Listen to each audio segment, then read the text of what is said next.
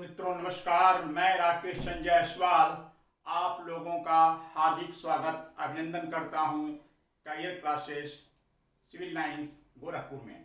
मित्रों, आज मैं आप लोगों को पढ़ाने वाला हूं भारतीय राष्ट्रीय कांग्रेस की स्थापना, उसका उद्देश्य और राष्ट्रीय कांग्रेस के प्रमुख अधिवेशन तथा राष्ट्रीय कांग्रेस की स्थापना से पूर्व भारत में जो राजनीतिक संस्थाएं काम कर रही थीं, आज उनकी चर्चा आपके समक्ष होगी।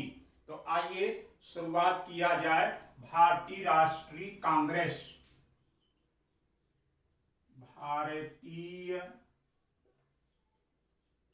राष्ट्रीय कांग्रेस। आप मित्रों सभी जानते हैं कि भारतीय राष्ट्रीय कांग्रेस की स्थापना एक अंग्रेज अधिकारी एलन ऑक्टेवियन ह्यूम ने किया था।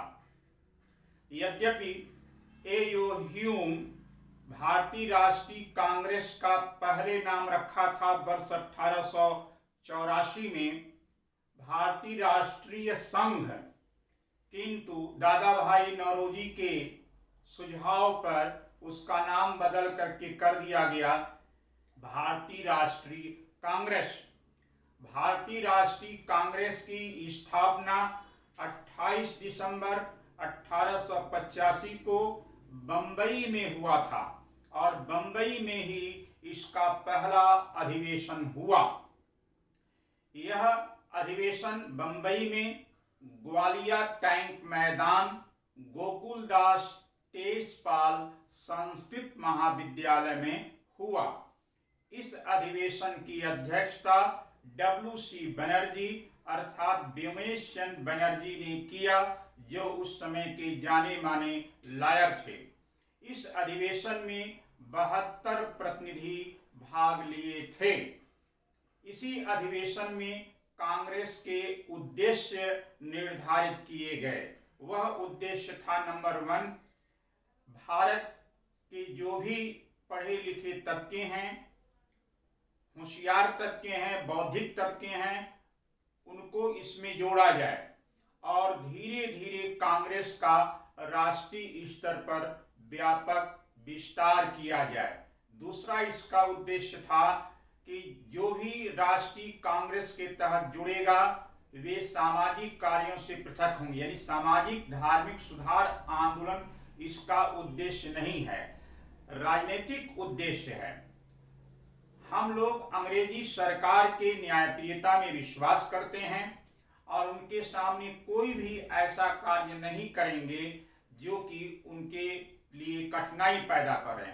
हम भारत के लोग सेवा और समर्पण के द्वारा उनसे अधिकार प्राप्त करना चाहते हैं। यह अधिकार सिर्फ राजनीतिक अधिकार होगा।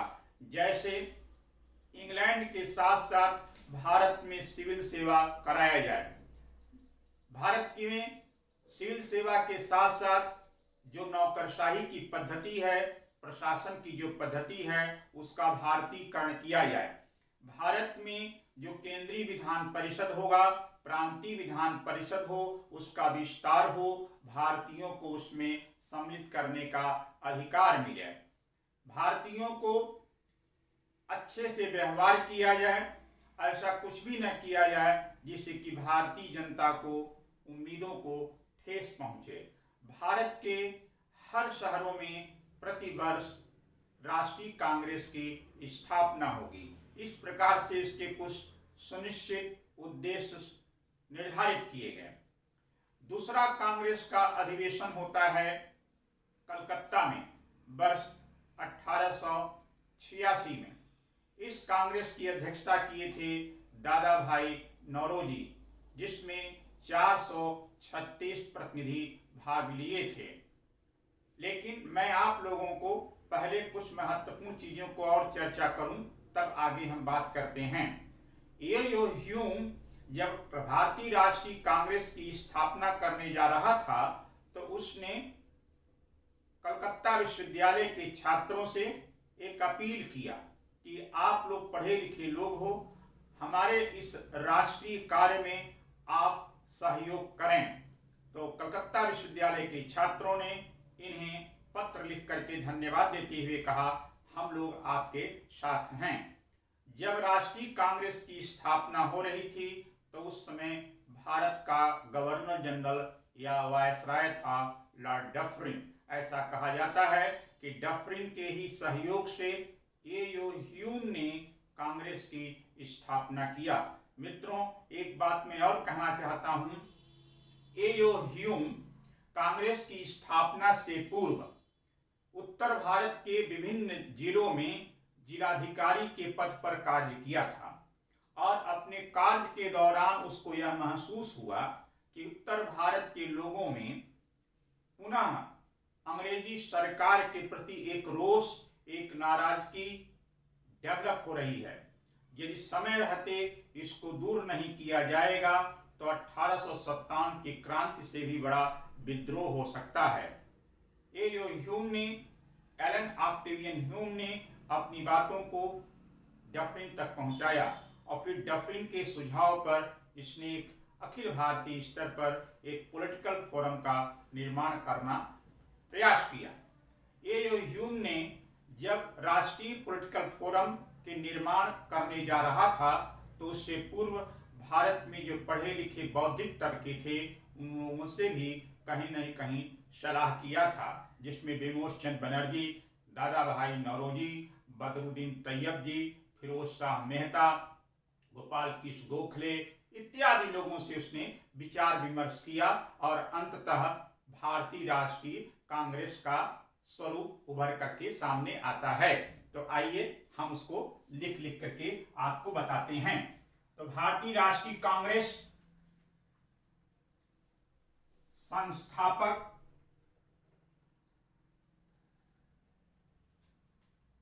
ए.ओ.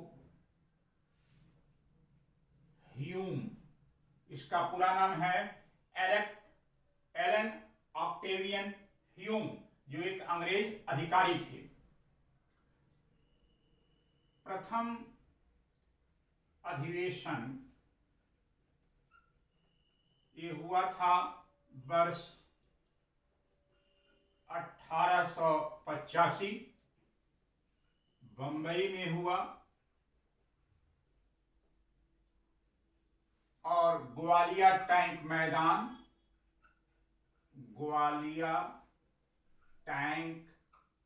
मैदान यहीं पर स्थित था। गोकुल दास तेजपाल संस्कृत महाविद्यालय। और प्रथम कांग्रेस की अध्यक्षता किया था व्योमेश चंद्र बनर्जी ने। इसी अधिवेशन में कांग्रेस के उद्देश्य निर्धारित किए गए। इसी अधिवेशन में कांग्रेस के उद्देश्य निर्धारित किए गए। वह उद्देश्य क्या थे, जरा देखा जाए।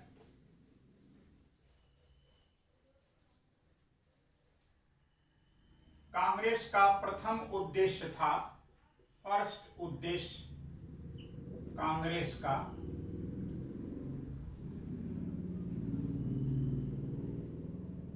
राष्ट्र के पढ़े लिखे बौद्धिक वर्गों को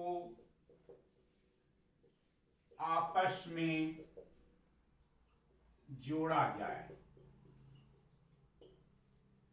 दूसरा, कांग्रेस का दूसरा उद्देश्य था प्रत्येक वर्ष भारत के विभिन्न नगरों में इसका अधिवेशन होगा। धीरे धीरे भारतीय महिलाओं को भी इसमें सम्मिलित किया जाए। चौथा उद्देश्य था सिर्फ राजनीतिक कार्यक्रम को महत्व दिया जाए, सामाजिक धार्मिक मामले को भी पृथक रखा जाए।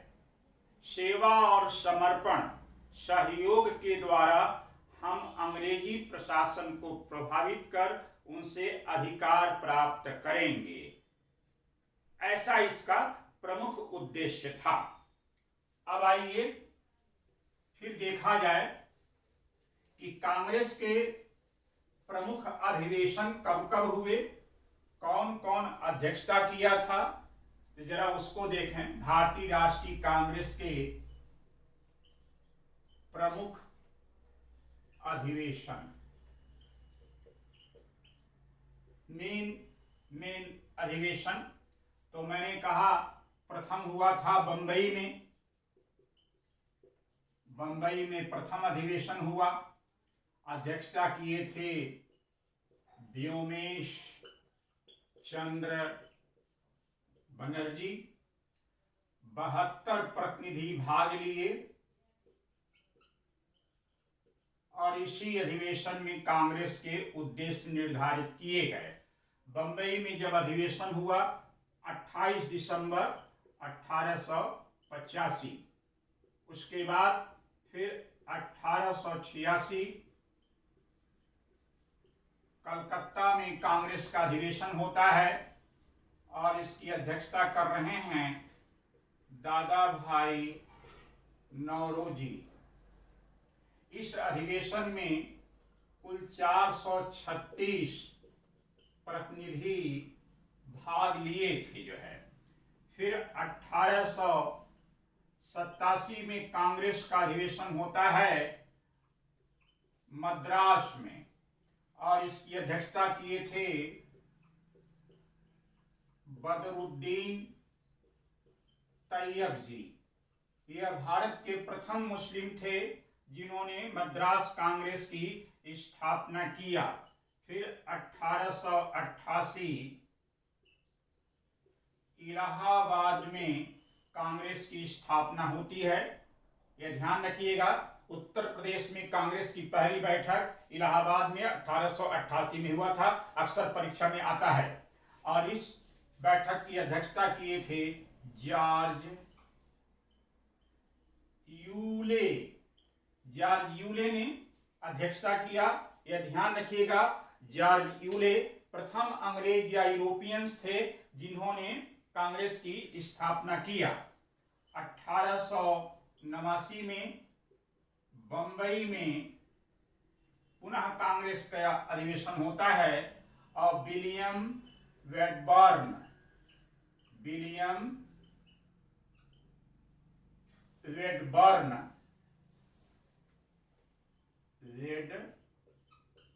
ने इसकी अध्यक्षता किया। और इसी अधिवेशन में पहली बार महिलाओं ने भागीदारी सुनिश्चित किया। यह याद रखिएगा, क्वेश्चन आता है कि कांग्रेस के किस अधिवेशन में पहली बार महिलाओं ने भाग लिया, तो 1889 बंबई कांग्रेस अधिवेशन, अध्यक्षता किए थे विलियम वेडबर्न। और यही विलियम वेडबर्न हैं जिन्होंने कांग्रेस को कहा था यह ब्रिटिश साम्राज्य का सेफ्टी बाल्ब है, एक सुरक्षा बाल्ब है, अर्थात भारतीयों की जो मन में आक्रोश होगा उस आक्रोश को इस मंच के द्वारा सुरक्षित रूप से उनके जो वाष्प हैं निकाल दिया जाएगा और झंझावात से ब्रिटिश प्रशासन बच जाएगा, ऐसा इसने कहा था।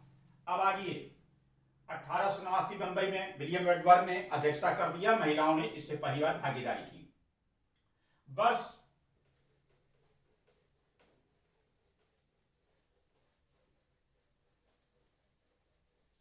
अब आगे सुनिए, कांग्रेस के और भी प्रमुख अधिवेशन हुए, उसमें क्या क्या महत्वपूर्ण घटनाएं घटती हैं हम बता रहे हैं। वर्ष 1896 कलकत्ता में कांग्रेस का अधिवेशन हुआ। इसकी अध्यक्षता किए थे एम.ए. सयानी। इसी अधिवेशन में राष्ट्रीय गीत वंदे मातरम का गान किया गया पाठ किया गया। अक्सर परीक्षा में यह प्रश्न आते हैं कि राष्ट्रीय गीत कांग्रेस के किस अधिवेशन में पहली बार गाया गया, तो 1896 कलकत्ता कांग्रेस अधिवेशन, अध्यक्षता किए थे एम.ए. सयानी। तो यह याद रखिएगा। फिर जरा देखिए और एक महत्वपूर्ण कांग्रेस का अधिवेशन वर्ष 1907 सूरत में कांग्रेस का अधिवेशन होता है। रास बिहारी घोष इसकी अध्यक्षता कर रहे हैं। रास बिहारी घोष की अध्यक्षता में सूरत में कांग्रेस का अधिवेशन हुआ और इसी अधिवेशन में कांग्रेस टूट गई, दो भागों में बट गई। एक हो गया नरम दल उदारवादी, एक हो गया गरम दल अतिवादी। गरम दल के नेता थे लाल बाल पाल और नरम दल के नेता थे फिरोज शाह मेहता, गोपाल कृष्ण गोखले, बदरुद्दीन तैयब जी, दादा भाई नौरोजी, सुरेंद्रनाथ बनर्जी, रमेश चंद्र दत्त इत्यादि लोग। अभी हम उदारवादी कांग्रेस और अतिवादी कांग्रेस का क्या अंतर था, वो क्यों अलग हुए, हम उसकी भी चर्चा करेंगे। उसके बाद वर्ष 1911 कलकत्ता में कांग्रेस का अधिवेशन होता है और इस अधिवेशन की अध्यक्षता कर रहे थे बिशन नारायण दत्त। बिशन नारायण दत्त। इसी अधिवेशन में राष्ट्रगान जनगण मन अधिनायक जय हे का पाठ किया गया था। यह याद रखिएगा, बहुत महत्वपूर्ण है। क्वेश्चन बनते हैं परीक्षाओं में, कांग्रेस के किस अधिवेशन में पहली बार राष्ट्रगान गाया गया, तो 1911 कलकत्ता अधिवेशन में, जिसकी अध्यक्षता किए थे बिशन नारायण दत्त। ये अक्सर क्वेश्चन आता है, जरूर याद रखिएगा। एक और महत्वपूर्ण, वर्ष 1906 कलकत्ता में ही कांग्रेस का अधिवेशन हुआ। अध्यक्षता किए थे दादा भाई नौरोजी। कलकत्ता कांग्रेस अधिवेशन 1906, दादा भाई नौरोजी। इसी अधिवेशन में पहली बार स्वराज शब्द को प्रस्तुत किया गया था। ये भी अक्सर क्वेश्चन आता है कि स्वराज शब्द को सबसे पहले कांग्रेस के किस अधिवेशन में प्रस्तुत किया गया। 1906 स्वराज अध्यक्षता किए थे दादा भाई नौरोजी।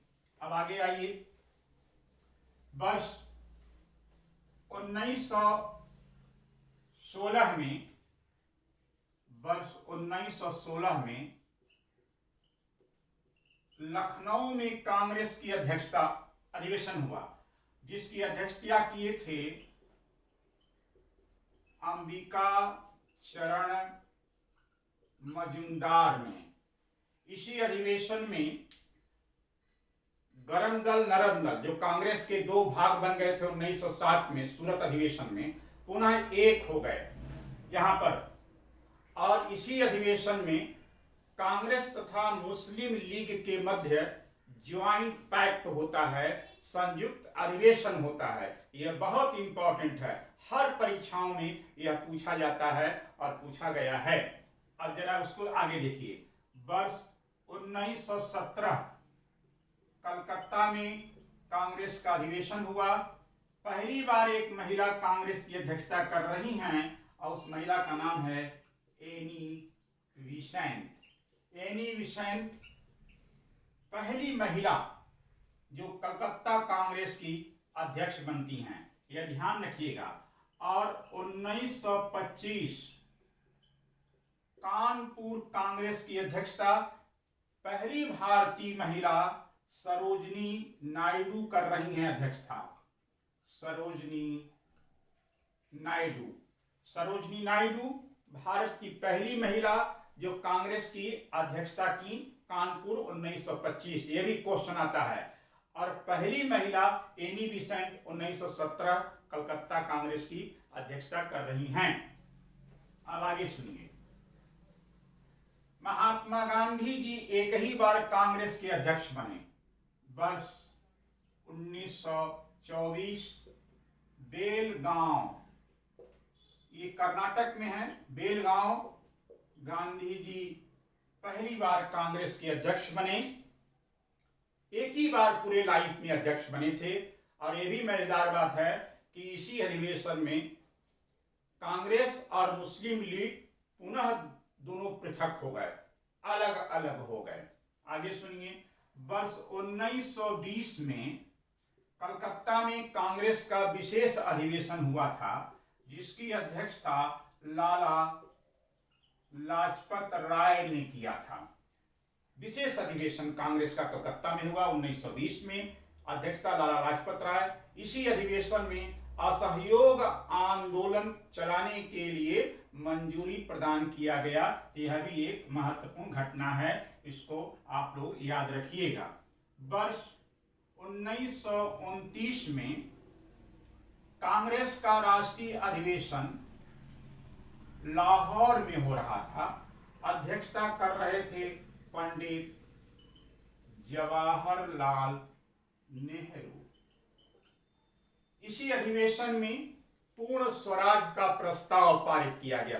कई बार क्वेश्चन पूछा गया है, पूर्ण स्वराज का प्रस्ताव किस कांग्रेस अधिवेशन में पारित किया गया? 1929 लाहौर अधिवेशन, अध्यक्षता पंडित जवाहरलाल नेहरू। और इसी अधिवेशन में तय किया गया कि हम भारत के लोग 26 जनवरी 1930 को पूरे भारत में स्वराज दिवस मनाएंगे, मनाया भी गया। फिर 1931 कराची में कांग्रेस का अधिवेशन हुआ। सरदार वल्लभ भाई पटेल इसकी अध्यक्षता किए थे। और इसी अधिवेशन में पहली बार भारतीयों के लिए मौलिक अधिकार की मांग को प्रस्तुत किया गया और उसे प्रस्तावित किया गया था। यह आप लोग जानते रहिएगा। उसके बाद 1936 लखनऊ में कांग्रेस का अधिवेशन हुआ, जिसकी अध्यक्षता पंडित जवाहरलाल नेहरू ने किया। इसी अधिवेशन में संविधान बनाने की मांग, संविधान सभा की मांग की गई और एक प्रस्ताव भी पारित किया गया। 1937 फैजपुर, ये अपने उत्तर प्रदेश में है। फैजपुर उत्तर प्रदेश 1937 में कांग्रेस का अधिवेशन किया, अध्यक्षता पंडित जवाहरलाल नेहरू। यह ध्यान रखिएगा, कांग्रेस का एकमात्र गांव में बैठक हुआ था फैजपुर, और यहीं पर 13 सूत्रीय कृषि कार्यक्रम को प्रस्तुत किया गया था। यह बड़ा इंपॉर्टेंट है, याद रखिएगा। 1938 हरिपुरा में कांग्रेस का अधिवेशन हुआ, अध्यक्षता सुभाष चंद्र बोस। 1939 में त्रिपुरी में कांग्रेस का अधिवेशन, जिसकी अध्यक्षता किए सुभाष चंद्र बोस। यह वही त्रिपुरी है कांग्रेस का अधिवेशन जहां पर सुभाष चंद्र बोस ने गांधी जी के उम्मीदवार पट्टाभी सीतारामैया को पराजित किया था। यह बहुत इंपॉर्टेंट है। बाद में विवाद हो जाने से सुभाष बाबू ने कांग्रेस की अध्यक्षता छोड़ दिया, कांग्रेस को भी छोड़ दिया, अलग होकर के एक नई पार्टी बनाया, नाम रखा था फॉरवर्ड ब्लॉक। 1939 में बना। तो जब सुभाष बाबू ने कांग्रेस की अध्यक्षता त्याग दिया तो उनकी जगह पर राजेंद्र प्रसाद कांग्रेस के अध्यक्ष बनते हैं। उसके बाद वर्ष 1940 रामगढ़ कांग्रेस का अधिवेशन, मौलाना अबुल कलाम आजाद अध्यक्ष बनते हैं। सबसे कम उम्र के वह अध्यक्ष रहे हैं। और 1940 से 1946 तक लगातार मौलाना अबुल कलाम आजाद कांग्रेस के अध्यक्ष रहे। कारण यह था कि अंग्रेजी सरकार ने 1940 से 1946 के मध्य कांग्रेस को अवैधानिक कर दिया था, प्रतिबंध लगा दिया था। फिर 46 में आचार्य जेबी कृपलानी कांग्रेस के अध्यक्ष बनते हैं। और जब भारत आजाद हुआ तो उस समय जेबी कृपलानी कांग्रेस के राष्ट्रीय अध्यक्ष थे और उनके बाद राजेंद्र बाबू 1947 में पुनः कांग्रेस के अध्यक्ष बनते हैं। तो यह था भारतीय राष्ट्रीय कांग्रेस का प्रमुख अधिवेशन, मैंने आपके समक्ष प्रस्तुत कर दिया, उसको आप लोग ध्यान में रखिएगा। अब हम चर्चा करने चल रहे हैं कांग्रेस की स्थापना से पूर्व भारत में स्थापित प्रमुख राजनीतिक संगठन। कांग्रेस की स्थापना से पूर्व, कांग्रेस की स्थापना से पूर्व महत्वपूर्ण राजनैतिक संस्थाएं, इसको जरा देखा जाए। महत्वपूर्ण राजनीतिक संस्थाएं कांग्रेस की स्थापना से पूर्व।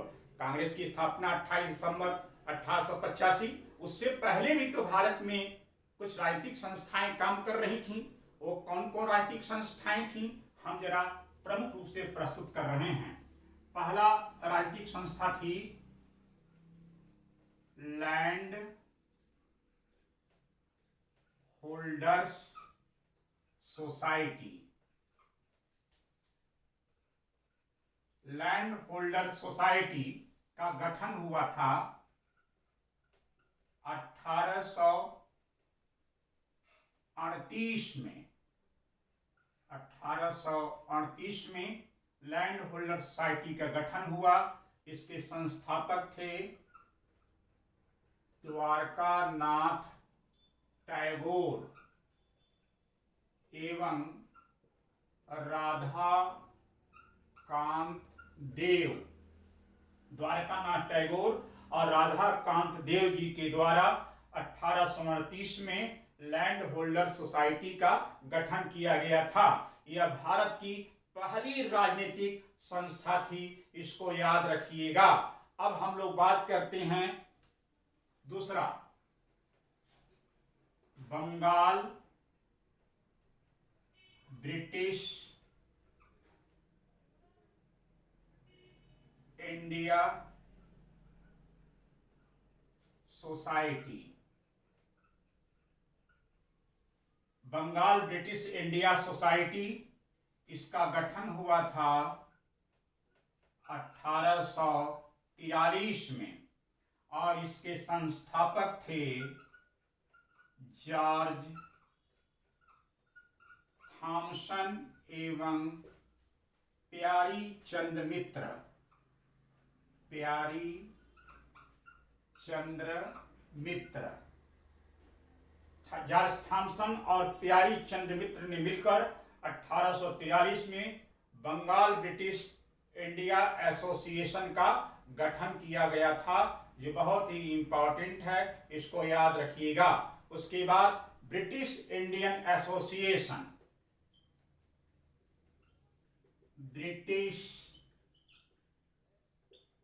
इंडियन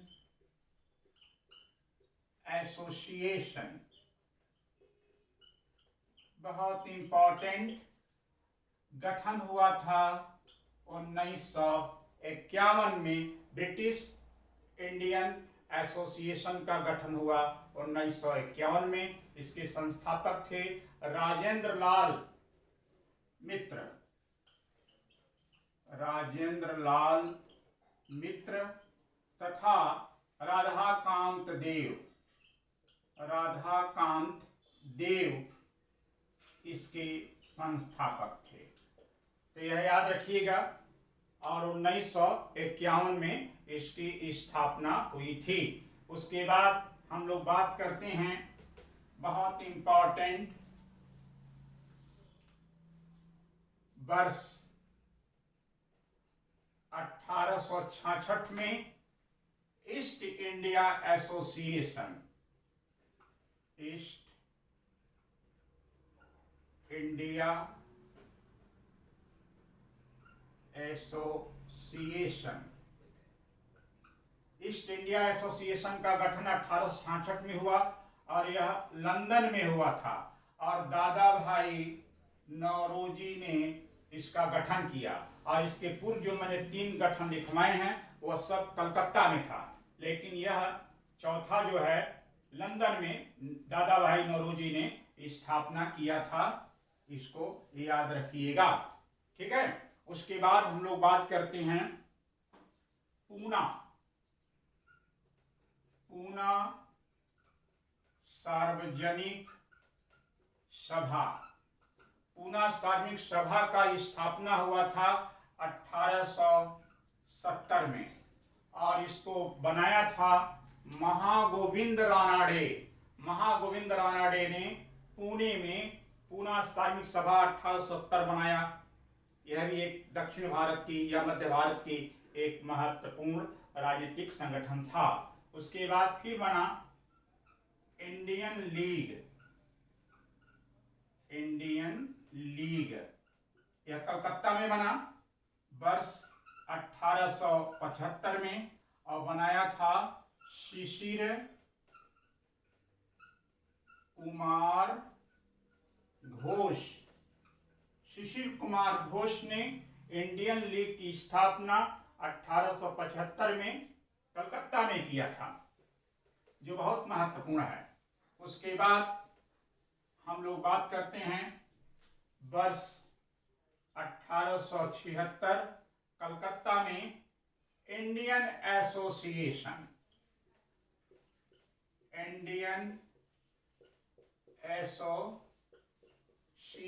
का गठन होता है, और इस एसोसिएशन को स्थापित किया था सुरेंद्रनाथ बनर्जी साहब ने। सुरेंद्रनाथ बनर्जी इसका गठन किया। उद्देश्य था भारत में सिविल सेवा का सुधार करना, उसको बेहतर बनाना, ऐसा इनका था कहना। उसके बाद 1884 में जो है 1884 में मद्रास एसोसिएशन का गठन किया गया था। मद्रास महाजन सभा मद्रास में बनाया गया। 1884 में इसका गठन हुआ था, और इसके संस्थापक कौन थे? आनंद चार्लू साहब थे, वी राघवाचारी साहब से, और सुब्रमण्यम अय्यर साहब थे। वी राघवाचारी, आनंद चार्लू और सुब्रमण्यम अय्यर साहब। उसके बाद 1885 में बम्बई में एक सभा बनता है, Bombay presidency association. Bombay presidency association का गठन होता है फिरोज शाह मेहता के द्वारा। फिरोज शाह मेहता ने 1885 बंबई में बॉम्बे प्रेसिडेंसी एसोसिएशन का गठन किया था। तो यह थी कांग्रेस की स्थापना से पूर्व के राजनीतिक संगठन, जो बहुत इंपॉर्टेंट हैं, हर परीक्षाओं में क्वेश्चन पूछे जाते हैं। ठीक मित्रों, यदि यह मेरा आज का कंटेंट, आज का विचार, आज के तथ्य आपको अच्छे लगे तो आपको बहुत बहुत धन्यवाद। आप इसे समझें, पढ़ें, लिखें, याद कर डालें, और आपको हम नेक्स्ट वीडियो में उदारवादी कांग्रेस और अतिवादी कांग्रेस में क्या मुख्य अंतर था उसके विषय में हम चर्चा करेंगे। तब तक के लिए आपको धन्यवाद, और मैं आपसे अपील करता हूं कि हमें भी आप अधिक से अधिक लाइक करिए, सब्सक्राइब करिए। Thank you.